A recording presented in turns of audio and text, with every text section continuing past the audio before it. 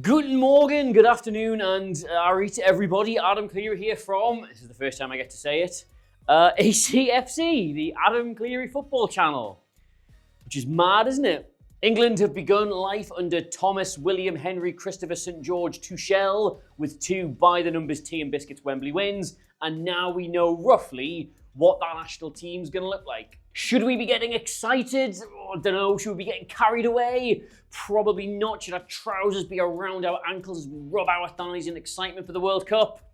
Entirely up to you, that one, your discretion. But for me personally, I think we have now seen enough of this team to know that Thomas Tuchel has identified 1 or 2 major issues England have been having and has taken steps to address them. But what are those issues and what are those steps? Well, here, my friends, is a video about those things.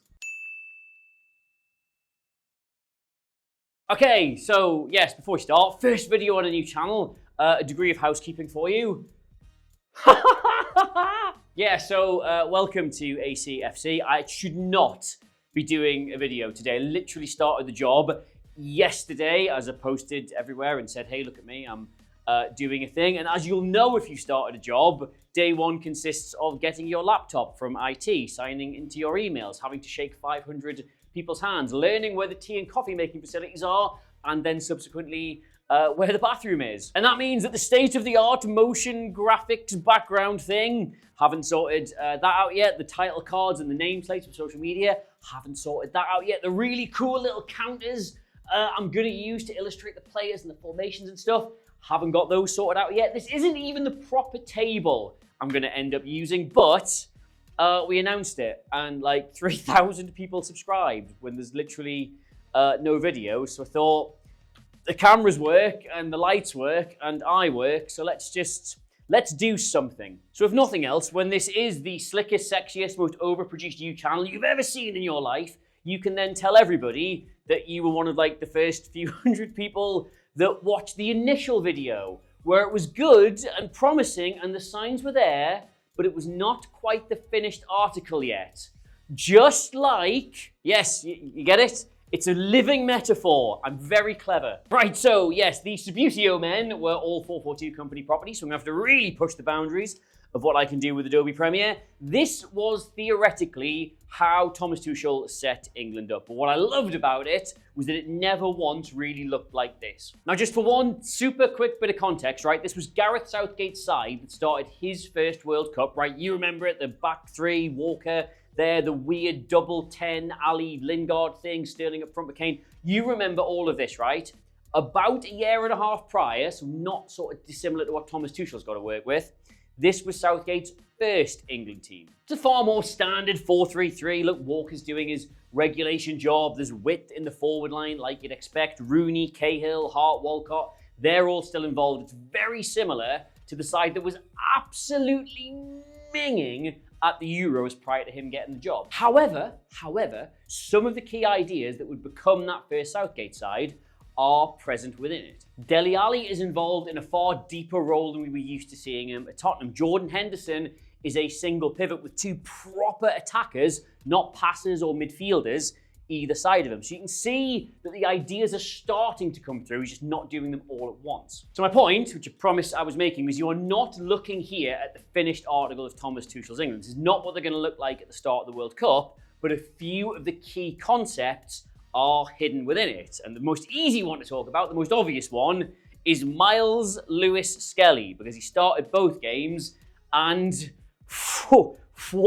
this was his heat map from the Latvia game. And yes, okay, like caveat, it's Latvia, they are going to enjoy a lot of the ball, but regardless, this is still a startling piece of information, data, thing to look at for a left back, because this is not just inverting into the middle and being an extra body. This is fully dictating the play in the final third. His passes from deep were excellent. He moved it forward really well. And like you saw for his goal against Albania, he isn't afraid to be the one to break beyond the midfield if he sees that the space is there. And just this one thing, literally this one thing that Tuchel has brought into the England side immediately makes them a lot more dynamic than they have been in recent years. And I know people love to throw dynamic around as a term in football, but it just means like adaptable, flexible, like not rigid in what they're doing. They can make changes on the pitch. They can find themselves in fun and exciting situations. And so from this like starting formation of 4-2-3-1, you saw England morph that shape over the course of the game. And the most common one we saw was a 3-2-5 with Lewis-Skelly moving into the middle. He sits in there with Declan Rice, the two wide players. It was Rashford and Foden in one game, Bowen in the other. They stay really wide to stretch the defence, and it creates these pockets of space for the number 10s, in this case Bellingham, and it was Rodgers against Latvia, to sort of operate in. And this is good. Like most Premier League sides will try and get into this sort of shape when they're trying to dominate a game, but it is also the thing that most commonly leads you to horseshoe it. The opposition sit deep and narrow, and you just end up passing it around the outside of them because you can't play through them. So it's good for possession, but it's bad for what's the word I want?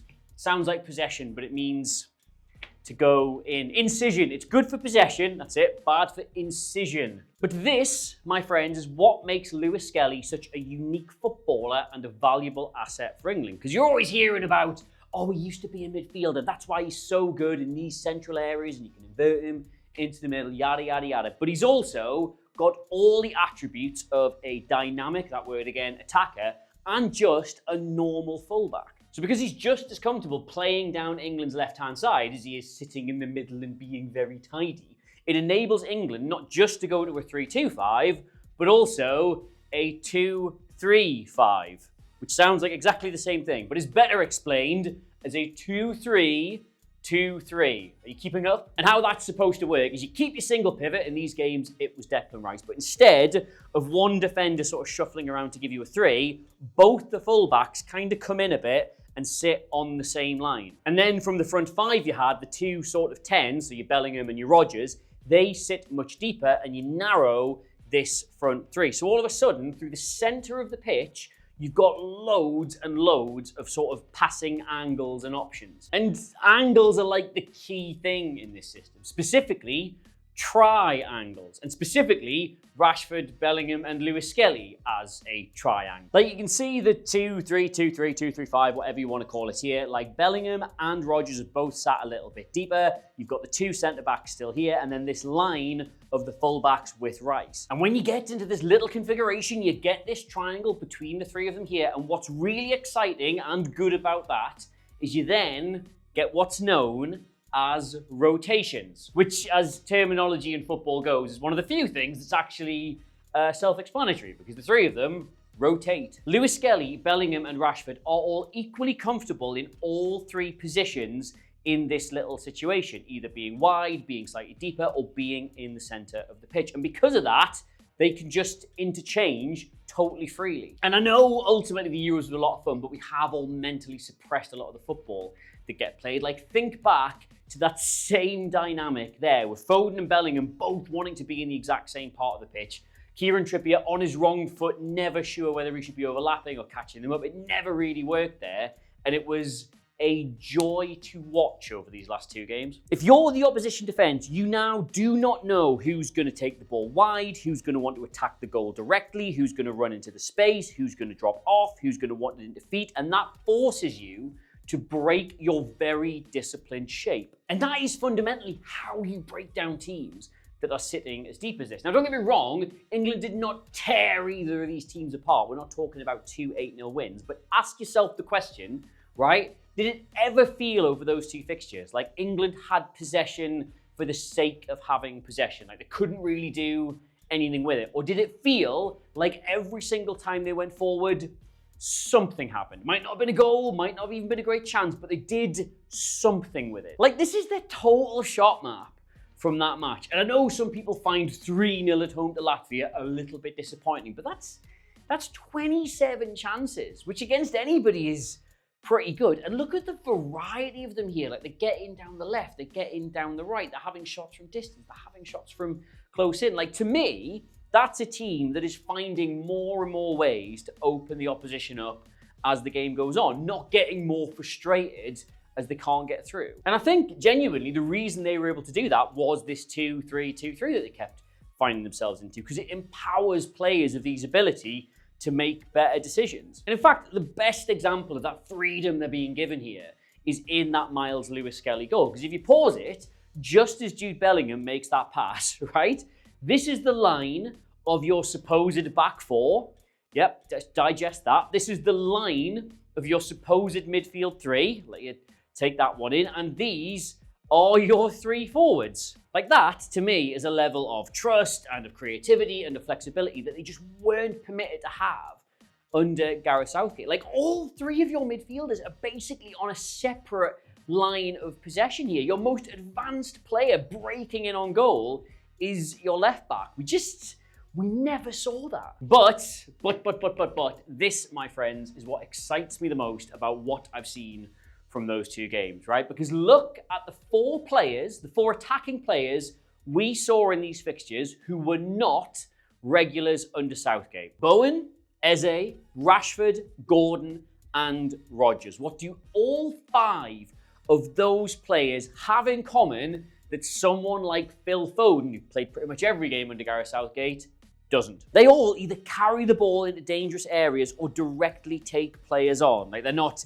great passers, they don't go backwards, they're not surgical in the way Southgate kind of wanted them to be. They just get at you. And the reality is, England do not currently, in my opinion, have a better centre-forward option than Harry Kane, but he is not particularly intense. He does not lead a press. Like, here he is literally going out of his way to not lead a press, but what he does do is score loads of goals and leave a lot of space for his teammates to get into. Like, this is his heat map from the game. It's the quintessential Harry Kane performance. He drops off all the time to get on the ball, to help break down a low block, but then gets his reward with central goal-scoring contributions. And if you're going to play Harry Kane or someone like him up front, then you need the rest of the team not just to be full of willing runners, but to have a mindset of, we'll attack that space. That's all of our responsibilities, whether we're the left back, the number 6. When it opens up, someone's got to get in there. And you look at the second goal against Latvia, what happens there? The space opens up, and who attacks it?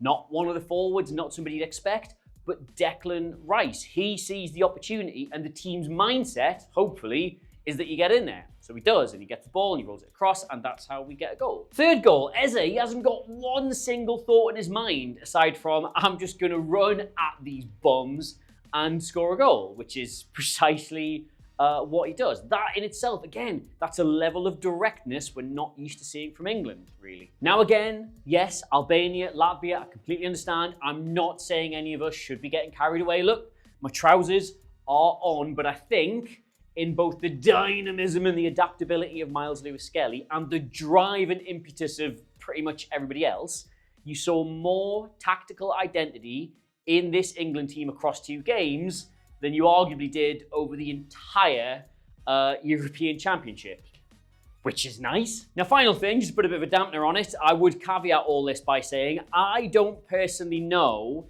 how in the space of like 14 months you develop a side that can beat France and Germany and Argentina and Brazil and all of them by exclusively playing your Latvias and your Albanias and what have you. But that's not my job, is it?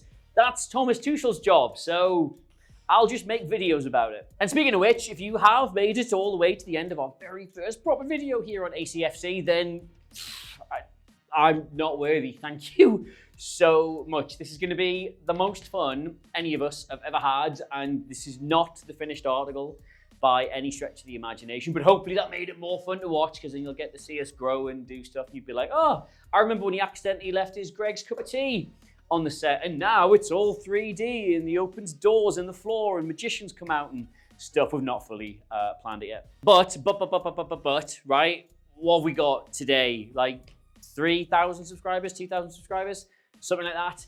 I will be asking this a lot.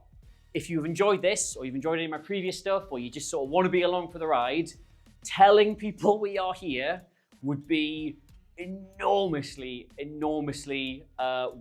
gratefully received by me. We've got a long road to go to get us to where we need to be. We're literally starting from zero views, 0 subscribers, 0 everything. So any help you have the charity to give, texting your friends, putting it on Twitter, anything like that, that helps so much. Not just because it directly brings people here, but also YouTube are like, oh, people are talking about this. Maybe we should help it out. Maybe we should sort of put it out there. So that's the end of my begging now. Thank you. You can get me across the socials. I don't know why I'm pointing. I haven't made anything yet. Adam Clery, Clery.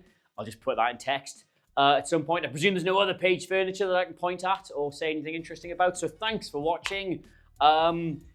This is the best thing that's ever happened to me. The channel, not Thomas Tuchel's England, although if they win a World Cup, it might be. That's the end of the video. Goodbye.